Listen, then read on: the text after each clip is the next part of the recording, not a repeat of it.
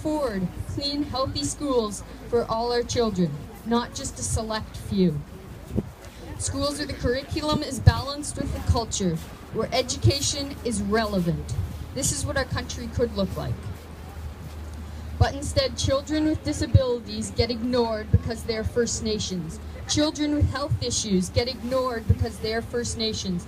And children who just want to go to a school they can be proud of get ignored because they are First Nations.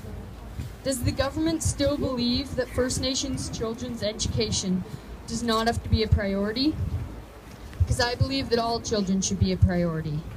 We all deserve the right to education, healthcare, and social services. This is not debatable, nor is it optional.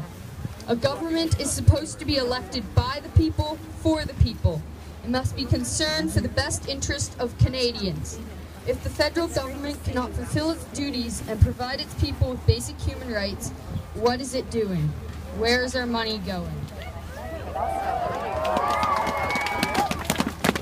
We must invest in the future of Canada, which means investing in the education of our youth. A demographic growing as rapidly as the First Nations people can no longer be ignored. Children are children, and what is provided for the majority of Canadians must be provided for us all. In a country as rich as Canada, money is not a valid issue. The argument that two different levels of government cannot be compared is unjust. The main issue should be what education students receive, not money spent.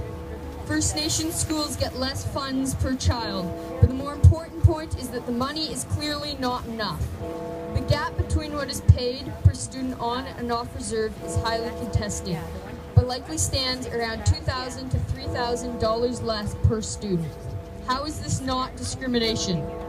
An education is a building block for life. It is the easiest way to begin a career and to chase a dream. Depriving children of such an important and essential part of their childhood is not something you can undo. Childhood does not wait around. The finances need to be there to provide a greater impact for the children who've been left behind. Education, healthcare, and social services must be made available to every Canadian far and wide. They must be culturally relevant and run with the help of the community. The First Nations people must be listened to.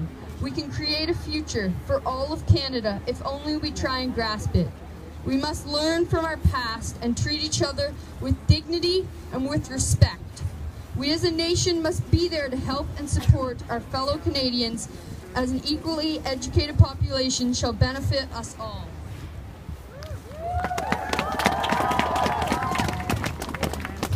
When I think of Canada, I like to believe that we help others when they have been pushed down. I think we are caring and compassionate people. Even if our government does not stand for equality, it does not mean that we have to follow suit. I hope you will join us as we try to make this country for all Canadians, as we try to build a better Canada that stands for justice. Miigwech.